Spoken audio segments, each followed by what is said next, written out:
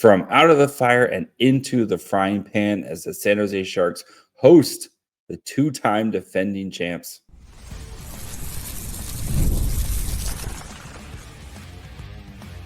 You're Locked On Sharks, your daily podcast on the San Jose Sharks, part of the Locked On Podcast Network, your team every day. Hello, welcome to Locked On Sharks, the premier hockey podcast covering your favorite team, the Bay Area. My name is JD Young, caretaker at the Reef, also the co-host of Locked On NHL. I want to thank you for making Locked On Sharks your first listen, proudly part of the Locked On Network, where we cover your team every day. And if you want to be an everydayer, all you have to do is just follow along wherever you get podcasts. And of course, you can watch on YouTube as well. And we're going to be spending the next 10 minutes or so discussing the Sharks versus Panthers game, as the Sharks massive win last night against a very good Winnipeg team. And then now no rest for the wicked as the Sharks play the two-time defending champion Florida Panthers. So we'll get to know the Panthers here, look at how they've been kind of struggling to score this season, look at potential lines for the teams, and then what to watch for in this game. So let's get started by seeing how these two teams match up. Your San Jose Sharks 6-6-3, the Florida Panthers 7-6-1. The Panthers struggling to score this year at 2.71 goals for per game, good for 25th. The Sharks are at 3.33 goals for per game, 10th in the NHL. The Panthers 13th best goals allowed per game, played with 3. The Sharks slowly climbing the rankings here at 3.6 goals allowed per game, good for 30th. Both the power plays are pretty similar. The Panthers at 19.2%, 18th, and the Sharks at 19.6%, good for 17th. The PK, 75% for the Panthers, 22nd in the league. The Sharks 72.9, 24th in the league.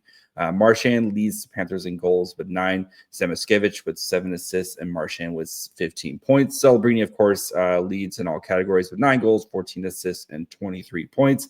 Your NHL points leader as of right now.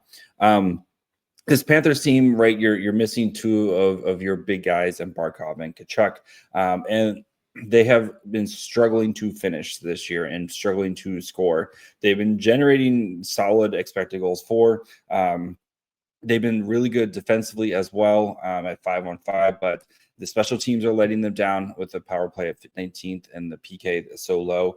And the goalies, Bobrovsky hasn't, not up to the typical Bobrovsky performances, but this is a team right now that is struggling to scratch together goals here as they're trying to, three-peat here. As the lineups, Listerine, Lundell, Marchand, Verhaeghe, Rodriguez, Reinhart, Boquist, Bennett, Samoskevich, Greer, Schwint, and old friend Noah Gregor-Gobert, Forsling, Ekblad, and Forsling has turned into an amazing shutdown defenseman for them. Mikola, Jones, Sabrino, and Petrie, Bobrovsky, Imtarasov, defense or in net. So assuming Bobrovsky starts tonight. For your Sharks, so the lineups that we had last night, it's of course going to be a little bit different. We know Dickinson is expected to get back in.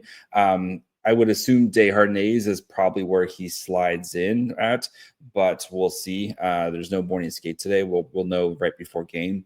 So Toffoli, Celebrini, Smith, Kurashev, Wenberg, Graf. That line was excellent yesterday.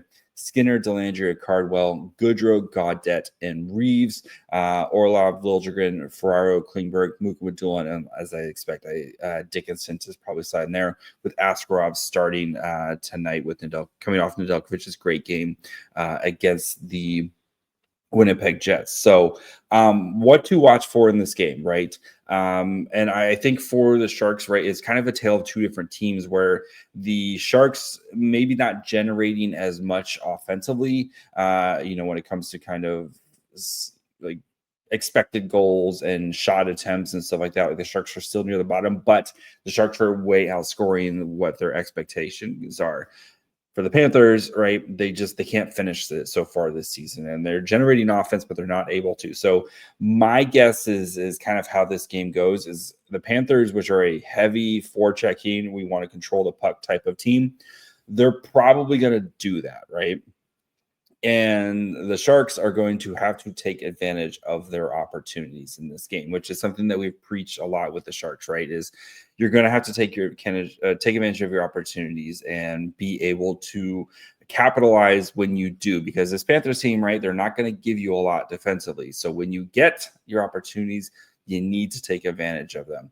I'm curious to see how the matchups go. I assume the Wenberg line is going to be taking on the Marchand line, because the Marchand line is Marchand's basically the only guy who's scoring right now for the Panthers. So that means most likely the Celebrini line is going to be taking on Verhaeghe, Rodriguez, and Reinhart. And I really like the Celebrini line against that combination there. So if the Wenberg line can, again, shut down this Lundell line with Marchand and Listerainen, and then Macklin Celebrini can continue to do Macklin Celebrini things, as we have seen him do so far this season, that's going to be very favorable for the San Jose Sharks. I think special teams are going to be a huge part, especially with two even special teams units, right? The Sharks power play and the Panthers power play are both about even, and the PK units are both also not super great. So whichever power play unit can take advantage, I think is going to go a long way in this game. And I know the Sharks are on a second night of a back-to-back, but this is a very young team, right? We know with just all the youth, and this Panthers team is a much older team who's gone through the grind of 3 straight Stanley Cup trips. And yes, they've had some rest here, but I don't think that the back-to-back is going to be super worrisome for the Sharks. So I really like the Sharks to keep things rolling in this game, just because the Panthers, they struggle to score, and if Askarov can continue to play the way that he's played the last couple games, I think the Sharks really have an opportunity. And when I mean the Panthers struggle to score, they have 2 players who have double-digit points so far this season: Brad Marchand and Anton Lundell.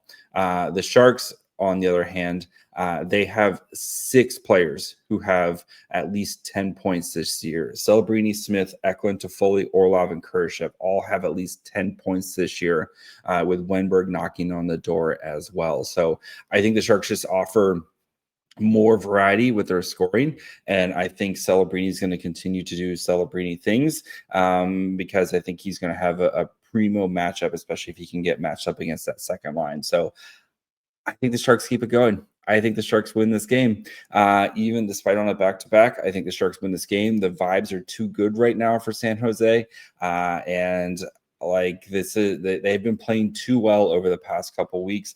I know they're probably due for a stinker at some time, but coming off of the last game, thrilling game against the Jets, and against a team that's right now, I don't believe can get the puck in the back of the net I just don't think they can score enough. And I think the Sharks can score. So I think the Sharks win this game. I think it's 4-2. I think Celebrini has at least another point today. You know what? Give me a Dickinson point. I think Dickinson was playing really well as well. So give me a Dickinson point, give me a Celebrini point, and I think the Sharks win this game 4-2. So we'll break down this game tonight, of course, wherever you get podcasts, and you can watch on YouTube as well. So make sure you guys are following along. Follow the show on Twitter, Facebook, Instagram, and on TikTok at Locked On Sharks. Follow me on Twitter and Blue Sky at My Fry Hole. Until tonight, bye, friends.